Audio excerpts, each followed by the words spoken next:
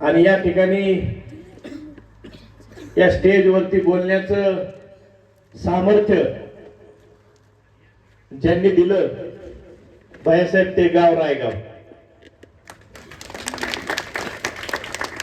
मी प्रत्येक वेळेस तुमच्या भाषण बारकाईने ऐकत असतो. तुम्ही सोलापूर जिल्ह्यात नाही तर महाराष्ट्रात कुठे जरी गेले तरी भैयासाहेब त्या ठिकाणी आवर्जून सांगतात की मला लोकसभेला निवडणूक लढवण्याचं बळ ताकद जर कोणी दिली असेल तर ती करमाळा तालुक्याने दिली. म्हणून या ठिकाणी मी आज आवर्जून उल्लेख करतो की ज्या वेळेस प्रसंग आला तुमच्या सगळ्या म्हणजे मी बी तुमच्यातलाच एक आहे. पाखरं खाली राहिली, आपल्याला सगळे सोडून गेले, परंतु त्या ठिकाणी या रायगाव ग्रामस्थांनी मला त्या ठिकाणी ताकद दिली आणि सांगितलं की आम्ही तुमच्या मानवमान टाकली, तुम्ही फक्त माघार घेऊ नका, आम्ही तुमच्या बरोबर आहेत. त्यावेळेस मी त्या ठिकाणी धाडस केलं आणि आज या ठिकाणी ह्या निवडणुकीला सामोरे जात आहे. ही निवडणूक विकासावरती लादली गेली. मला बसलेल्या समोरच्या प्रत्येक मतदाराला या ठिकाणी आवर्जून सांगायचंय, तो पूर्ण पांड्या जिल्हा परिषद गटातील त्या ठिकाणी मतदार आहे.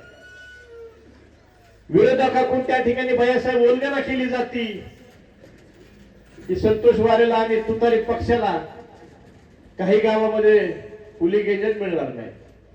अरे भाद्रांनो, तुम्ही 7 तारखेची फक्त वाट बघा, 12 वाजता काय निकाल लागतोय त्यावेळेस तुम्हाला कळेल पोलिंग एजंट कोण होता आणि कोण नव्हता.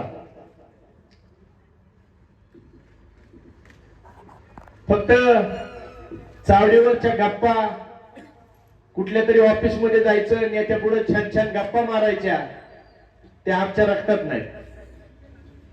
संतोष वारेने जनतेसाठी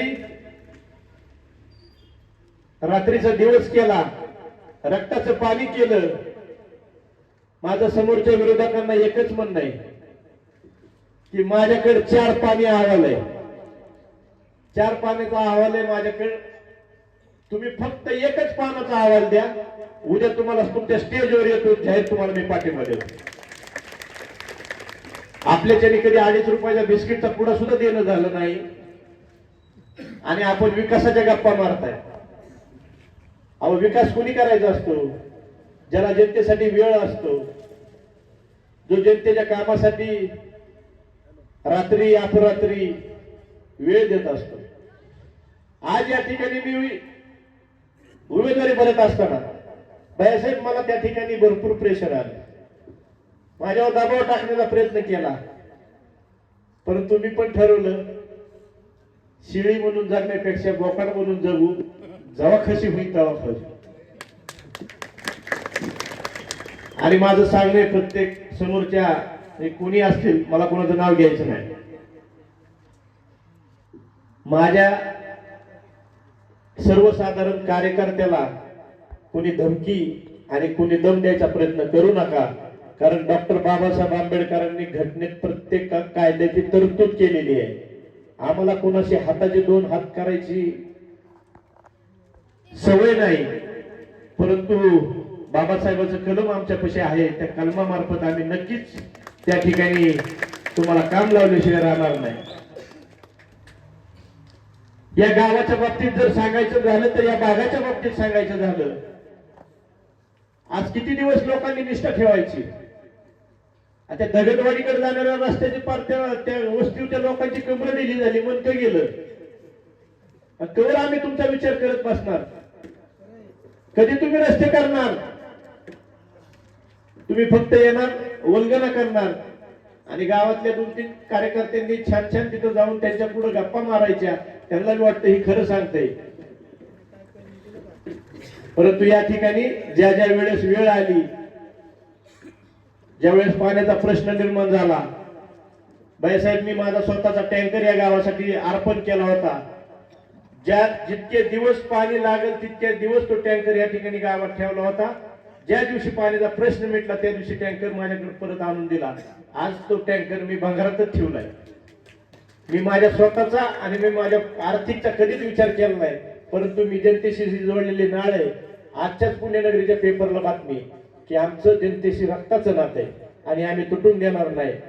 आणि आज या ठिकाणी सगळ्याच्या साक्षीने सांगतो, भैयासाहेबाच्या साक्षीने सांगतो की भैयासाहेब, राजकारणात काय बी घडल, उद्याचं काही बी असू शकतं, पण तुमची साथ कधी सोडणार नाही. तुमच्या प्रत्येक गोष्टीला, तुमच्या प्रत्येक हाकेला मी त्या ठिकाणी होऊ देणार.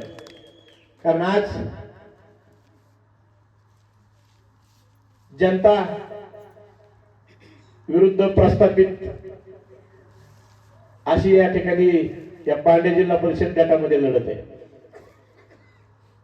मला एका गोष्टीचा अभिमान आहे की पक्षाबरोबर ज्यांनी काम केलं त्या दोन्ही पण या ठिकाणी पंचायत समितीच्या उमेदवारांना भैयासाहेबांच्या मार्गदर्शनाखाली ज्या ठिकाणी उमेदवारी मिळाल्या, मी खरोखर त्या ठिकाणी समाधानी आहे. हार जीत काय नसते होत, फक्त जो काम करतो त्याला न्याय भेटतो. माझ्या उमेदवारी बाबत सुद्धा बरेचशा नेते मंडळी त्या ठिकाणी म्हणजे दाद मागितली. मी या ठिकाणी आदरणीय जयवंतराव जगताप साहेबांचे सुद्धा आभार मानणार आहे की त्या ठिकाणी भैयासाहेबांना सुद्धा त्यांनी आग्रह केला होता की पांडे जिल्हा परिषद गट जर माझ्याकडे आला तर मी संतोषला त्या ठिकाणी उमेदवारी देतो. परंतु तुम्हा आम्हाला सगळ्याला माहिती आहे, भाजपाचं राजकारण फक्त दबावाचं राजकारण आहे. या ठिकाणी भैयासाहेबांनी माझ्यावर जो विश्वास दाखवला, या ठिकाणी भैयासाहेब आले. भैयासाहेबांना पण वाटत असं करमायला आता सभेला जायचंय, पांडे जिल्हा परिषद गटात सभा आहे, एका बाजूला सगळे पुढारी, आपण तर पक्षाचा सच्चा कार्यकर्ता म्हणून संतोषच्या घरी उमेदवारी दिली, जाऊ का नको, इथे गेल्यावर जर माणसंच नसली तर परत काय होईल. भैयासाहेब, शंकरराव मोहिते पाटील साहेब असतील, नामदेवराव जगताप साहेब असतील, स्वर्गीय लोकनेते दिगंबररावजी बागल मामा असतील, ह्या लोकांनी जनतेशी नाळ ठेवली होती, त्या पद्धतीची कामं त्या ठिकाणी केली होती. म्हणून करमाळ तालुक्यामध्ये सध्याची अशी परिस्थिती आहे की फक्त विकासाला त्या ठिकाणी महत्व दिलं जातं आणि जो विकास करतो त्याच्या पाठीमागे करमाळ्याची जनता आहे. आज या ठिकाणी तुम्हाला तुमच्या निदर्शनास या ठिकाणी भैयासाहेब आलेला आहे.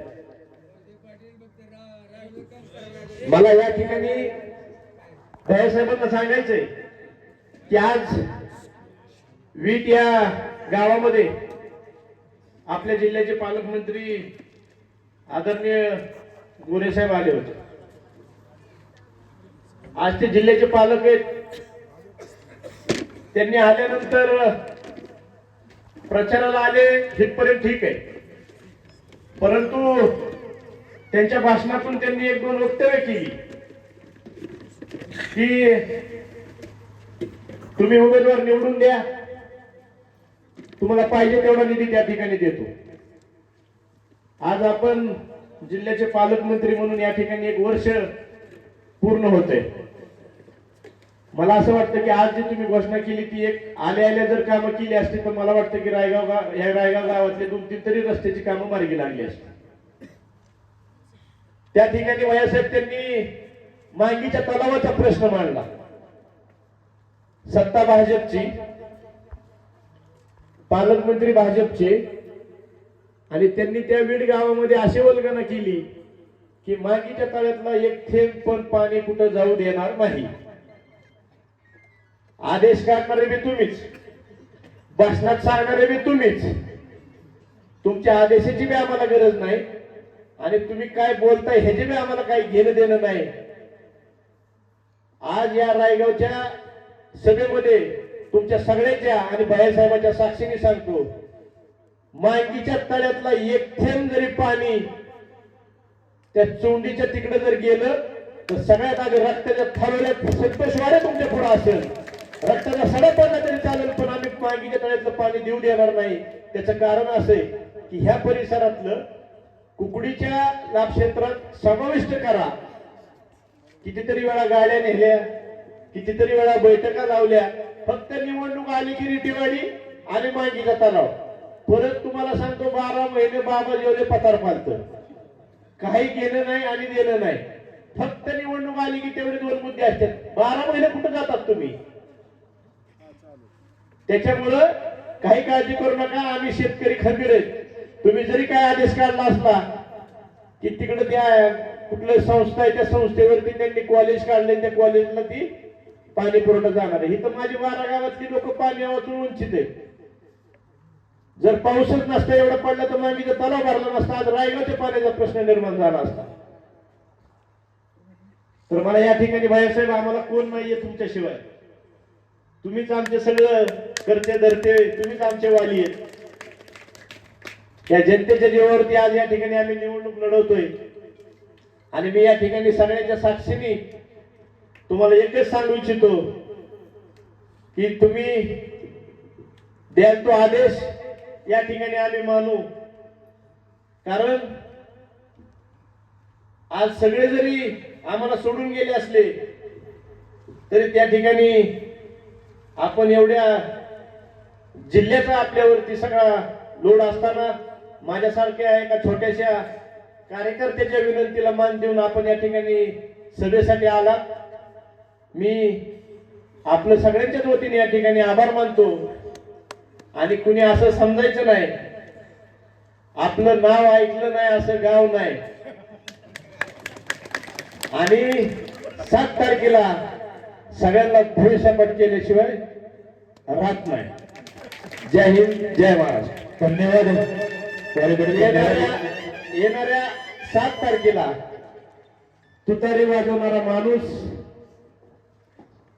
या चिन्हासमोरील बटन दाबून या तिन्ही उमेदवारांना रायगावातल्यांचं पाहुणं पाडळीला असते, पाडळ्याचं पाहुणं पोत्र्यात असते, पोत्र्यावाल्याचं पाहुणं गोरगावात असते, गोरगाववाल्याचं पाहुणं मांगीत असते. सगळ्यांनी आपल्या एकामेका पाहुण्यागावांना फोन करून सांगा. आणि येणाऱ्या 7 तारखेला तुतारी चिन्हासमोरील बटन दाबून त्या ठिकाणी प्रचंड बहुमताने विजय करा. एवढंच या ठिकाणी सांगतो आणि थांबतो. जय हिंद, जय महाराष्ट्र.